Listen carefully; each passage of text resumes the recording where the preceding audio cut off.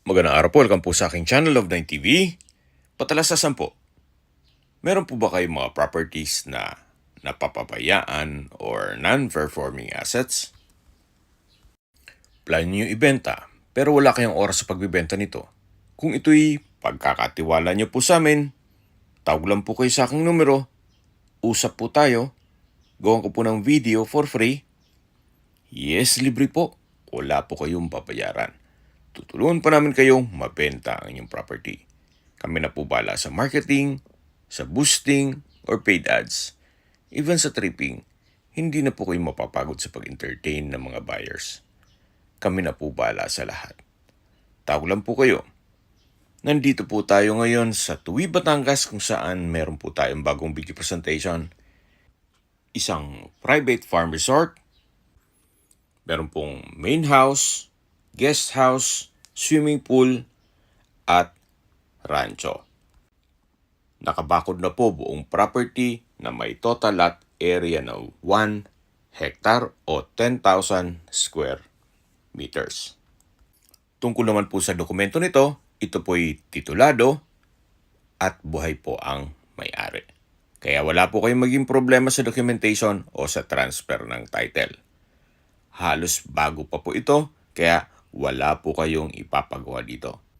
Yan po yung main house, at ito yung driveway, at sa dulo po yung main gate. Mamaya po, ikutan natin yung main house. At ito naman po yung guest house na kung saan meron po itong 4 na kwarto. At yan po yung back door na may service area. Ito po yung driveway na papunta naman sa rancho na may kasama pong 2 kabayo at brand new na ATV o all-terrain vehicle. Nandito na po tayo sa parte ng rancho na kung saan may total lot area po ito na 8,000 square meters. Napakalawak po. There's a lot of rooms for improvement. So, pwede nyo po ito gawing events place o resort. So, depende po sa inyo kung anong project pwede nyong gawin dito once na ma-acquire ito para maging income generating. Napakalawak pa po. 8,000 square meters itong open space. Then yan po yung horse stable. May 2 pong kabayo po dyan. Patag na patag po ang lupa, kaya usable po lahat. Wala pong masasayang. At hindi lang po doon, napakatahimik po ng lugar, sariwa ang hangin, at sa klima naman po, banayad lang, hindi naman siya ganun kainit, at hindi naman ganun kalamig. Yan po, tunghayin niyo po itong napakalaking lupain, napakaliwalas, at hanggang sa dulo po yan. Kaya po nasabi ko sa inyo kanina, ito po'y fully fenced na po. Ang estimated elevation po above sea level ay 238.8 feet. At base po sa aking pananaliksik, ang Tuwi, Batangas po ay 0 crime rate. Kaya safe na safe po kayo dito. At ito pong area nitong property ay malapit lang din po sa bayan mismo ng Tuwi, kaya ito po'y accessible ng public transportation. Okay, lipat na po tayo dito sa developed na area, kung saan meron po itong lot area na 2,000 square meters. Ito pong swimming pool ay may size na 135 square meters. Ganon din po itong kabana, na kung saan meron din po itong floor area na 135 square meters, which is malaki na rin po yan. At dito naman po sa guest house ay 135 square meters ang floor area. Yan po, tunghayin nyo po ulit itong open space o rancho bago tayo pumasok dito sa main house. Napakaganda po ng disenyo, napakaliwalas, at possible din pong maging income generating once na ipasok nyo ito sa Airbnb. Yan po kung wala pa namang funds para i-develop yung open space o rancho na lakad na po tayo dito sa poolside para check natin yung main house. Ito pong main house ay may floor area na 330 square meters. Ito pong balkonahe ay palibot yan dito sa buong kabahayan. Then meron din pong mga sliding French door na napakanda ng disenyo. Then may customized glass walls. Meron din pong mga wall lamps. At naka-tile flooring na rin po itong palibot itong balkonahe. Yan po yung dining at kitchen side na may access door na rin. At dito naman po yung mga side ng bedrooms. Ito naman po yung main door. Samahan niyo po ako. Pasok po tayo. So welcome po dito sa napagandang bahay ni Sir. Ito po ay fully furnished. Kaya lahat pong nakikita niyong gamit ay kasama po, pera po sa personal na gamit ni owner. Gaya nitong figurine na kabayo. So yan po yung living area o salas. May sofa set, center table at side table. Naka-ceiling cove design, may center lamp, may pin lamps, at dito naman po yung main door. Napakaganda ng tanawin. At dito naman po yung dining area at sa dulo yung kitchen. Naka-ceiling cove design na rin po dito at meron pong center lamp at pin lamp. Ito po yung dining set, nakasama po yan at meron pong island na may high chair at ceiling cove design na rin po. Dito naman po sa kitchen countertop ay meron pong wall-mounted modular cabinet, may range hood, gas range, may kitchen window, may refrigerator, at meron pong kitchen cabinet at storage ng kitchen utensils. Yan po ulit yung dining area na may dining set. At sa gilid po nito ay meron pong sliding glass door na access papunta sa balkonahe o terrace. Ito po ulit yung main door at dito naman yung living area. Check po muna natin yung first bedroom o master's bedroom. Napakalaki po ng espasyo. Pulido ang pagkapintura ng ceiling at wall. Pero po itong ceiling cove design, center lamp, pin lamp, at glass windows. Ang kagandahan po dito sa bahay ay kung meron man po kayong mga senior citizen or PWD sa pamilya, kahit aling kwarto po dito ay pwede sa kanila. Meron na rin po itong split type aircon. Then, premium tiles po ang ginamit dito sa flooring. At ito naman po yung walk-in closet. From floor to ceiling po yan. Meron din po itong sariling toilet and bath na kung saan meron pong bathroom countertop, porcelain sink with faucet, then meron pong bathroom drawers and cabinets, naka-tile bathroom wall. Ito po yung water closet with bidet. Then sa taas nito ay may bathroom window. From floor to ceiling din po itong tile bathroom wall. At dito naman po yung shower enclosure. May overhead shower. Then meron pong exhaust fan. Okay, labas na po tayo para check natin ibang parte nitong bahay. Yan po yung walk-in closet. At tunghayin nyo po itong master's bedroom. Napakalaki po ng espasyo. Labas na po tayo. So mula po dito, paglabas natin ay yung living area na. At matatanaw naman yung dining. Check po natin itong kabilang kwarto. Sa espasyo, sakto lang. Hindi naman siya ganun kaliit at hindi naman ganun kalaki. May mattress and bed frame, side table, window type aircon, center lamp, pin lamp, So, kompleto na rin po dito. At meron din po itong wardrobe. Labas po tayo. So, dito naman po yung common toilet and bath. Maayos din po ang toilet fixtures. May bathroom sink, water closet, naka-tile bathroom wall, may exhaust fan, shower enclosure, at overhead shower. Meron din pong maliit na bathroom window. So, ito po yung common toilet and bath. In between nung dalawang bedroom. Yan po, tunghayin nyo po ulit itong living area. Open concept lang po ito. Walang partitions, kaya maaliwalas. Natural stone design po itong wall. At dito naman po yung dining area. At sa dulo yung kitchen. Na kung saan galing na po tayo dyan kanina. At ito naman po yung third bedroom. Malaki po ang espasyo. May center lamp, pin lamp.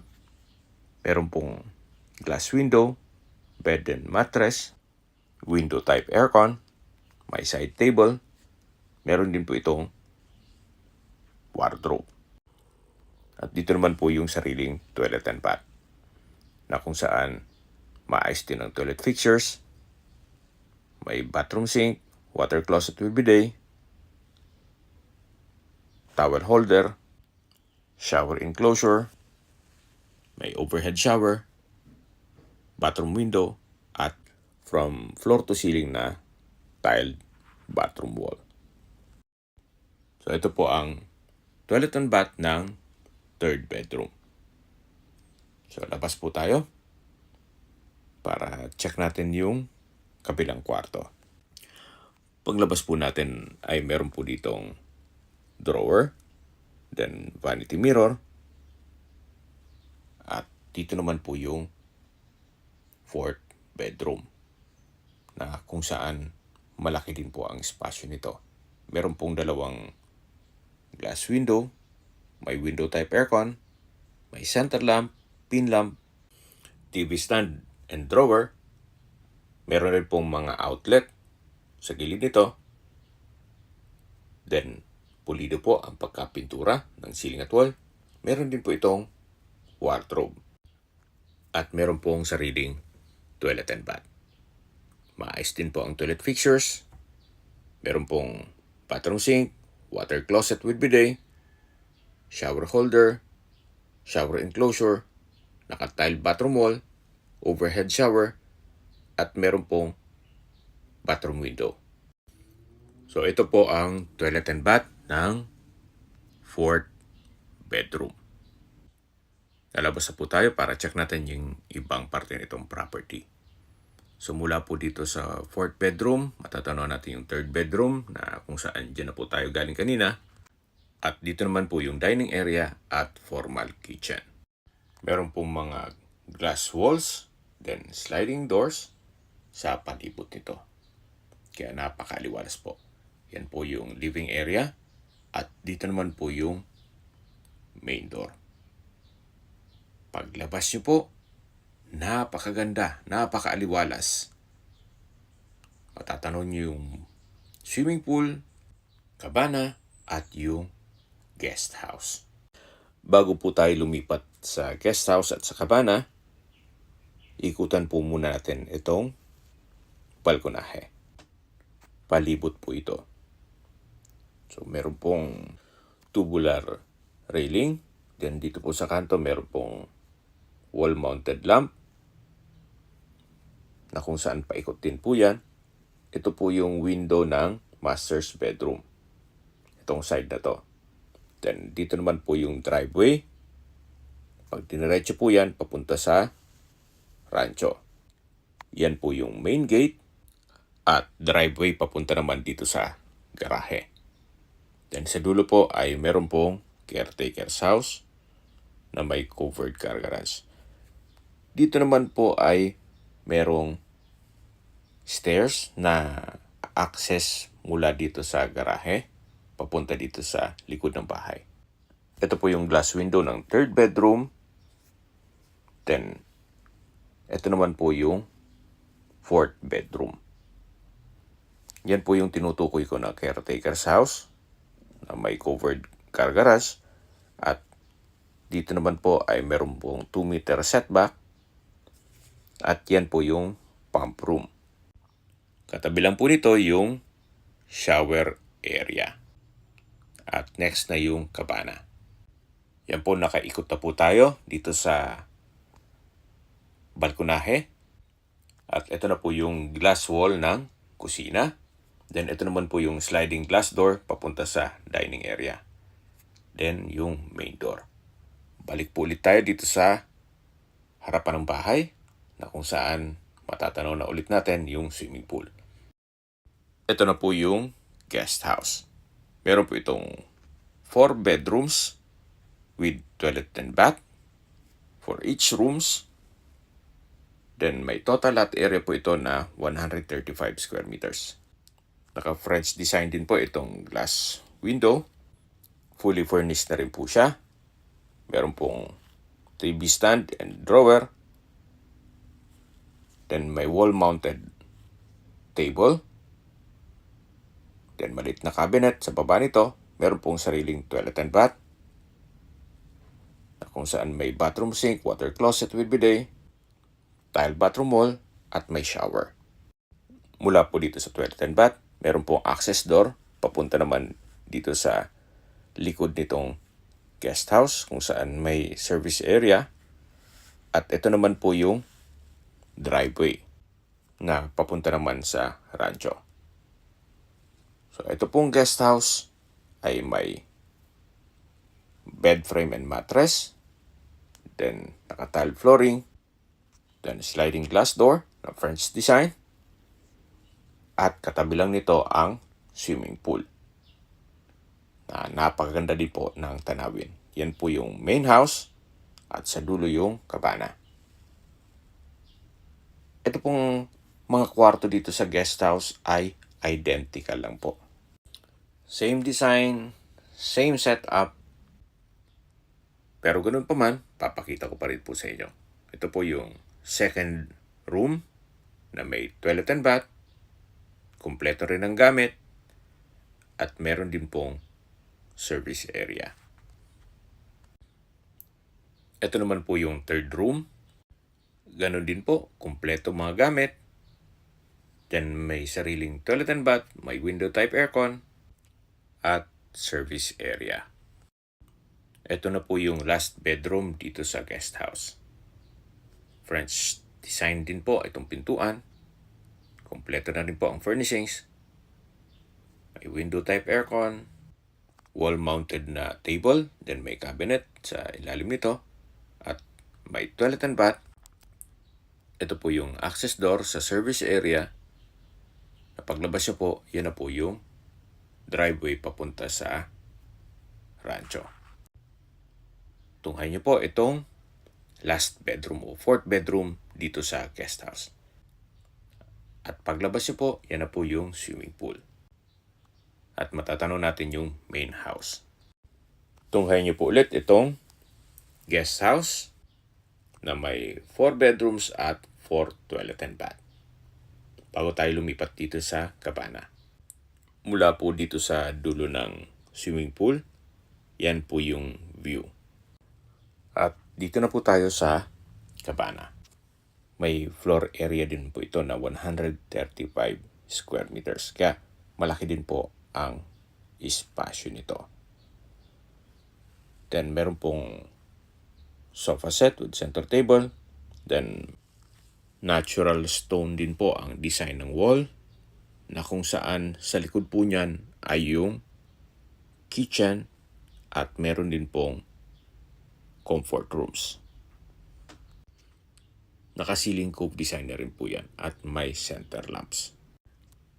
Dito naman po yung shower area at ito po yung tinutukoy ko na comfort rooms. Ito po yung side view at tunghayin niyo po ulit itong kabana. Meron po itong mga garden set. Then dito po sa harapan ay may sofa with center table. Then dun po sa dulo, malapit sa kitchen, ay meron pong dining set. Sa likod po nito ay meron pong setback. Then, ito po yung access door na papunta naman dito sa kitchen. Ito po yung naka French door design. Check po natin.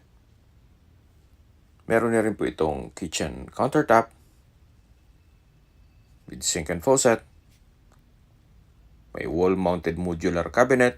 May ceiling fan. Meron pong range hood and gas range. Meron din pong kitchen cabinet at storage ng kitchen utensils. Meron din pong kitchen window. Naka-tile flooring na rin po dito. Yan po, tunghayin nyo po bago tayo lumabas dito sa kitchen ng Cabana. So paglabas po natin, matatanaw natin yung rancho at dito yung dining area na may dining set at yan po yung poolside. Check po muna natin itong mga toilet and bath dito. So maayos din po ang toilet fixtures nito. May bathroom sink, water closet with bidet, shower enclosure, overhead shower, at ito'y naka-tiled bathroom wall. From floor to ceiling po yan. So ang disenyo po dito sa kabila ay halos pares din po nito. Identical lang po yan. Hindi lang available yung may dala ng susi nito. So yan po yung second na toilet and bath. Ito po yung setback. And then, mula po dito, matatanaw ulit natin yung swimming pool. Then yung guest house. At ito po yung main house. Dito naman po yung shower area. Then, dito naman yung pump room at filtration system. Mula po dito, matatanaw natin yung garahe at yung caretaker's house. At yan po yung side view ng bahay na kung saan meron din pong stairs dito na may access sa balkonahe. Meron din pong mga ornamental plants sa palibot nito. So habang naglilibot po tayo at pinagmamasdan niyo po itong kagandahan nitong property, pag-usapan na natin ang distance, location at travel time. Mula po sa bayan ng Tuwi, kung saan kumpleto na po doon gaya ng public market, groceries, convenience store, remittance center, banks, schools, church at hospital. Ang distance is 1.7 kilometers at ang travel time is 5 minutes. Yan po yung lagi kong binabagit sa aking video na dapat nyo i-consider sa paghanap ng property, yung meron pong malapit na hospital. Hindi ko naman po sinasabing sakitin kayo. Yan naman po for emergency purpose lang naman. At mula naman po sa mga beach resorts sa Nasugbo, ang distance is 14.4 kilometers at ang travel time is 28 minutes. Mula naman po sa Calaca Port, ang distance is 18.4 kilometers at ang travel time is 33 minutes. Mula naman po sa Tagaytay, ang distance is 41.3 kilometers at ang travel time is 1 hour and 18 minutes. Kung manggagaling naman po sa Manila o sa airport, ang distance is 101 kilometers at ang travel time is 2 hours and 24 minutes. Okay, recap lang po sa mga nag-skip ng video. Ito pong property ay nasa Tuwi, Batangas at may lot area ng 1 hectare. Ito pong improved na area ay 2,000 square meters at ang rancho po o open space ay may lot area na 8,000 square meters. Meron po itong guest house, main house, cabana at swimming pool. Tungkol naman po sa dokumento nito, ito po ay titulado, buhay po ang may-ari kaya wala po kayong maging problema sa documentation o sa transfer ng title. Binebenta po ito ni owner sa halagang 34 million pesos. Kung may mga katanungan po kayo, tawag lang po kayo sa aking numero. At sa mga kababayan naman natin nasa ibang bansa, meron po akong Telegram. Sa mga iPhone user naman may iMessage. Meron din pong Imo, Skype, Viber at WhatsApp. Same number lang po, 0917-316-3399. Sa mga nagtatanong naman po ng aming Facebook, meron po aming Facebook page na Now9TV at Facebook Reels video. Meron din pong TikTok at Instagram. May ibang YouTube channel po kami na The Nov9 TV channel at Nov9 TV Listings. Sana po nabigyan nyo ang video presentation. Paki-like and subscribe na lang po sa aking channel para ma-update din po kayo sa aking future listings. Kung sakali po hanap nyo mas malaking sukat na lupa, meron din po kami ibang listings na pwede nyong pagpilian. Huwag po kayong mag-atubiling tumawag sa amin, then let us know your budget para malaman namin kung anong property pwede namin i-alok sa inyo. Sa lahat pong viewers, subscriber at nagtiwala po sa amin, salamat po sa suporta. Ingat po kayo lagi at yung pamilya. Maraming salamat po.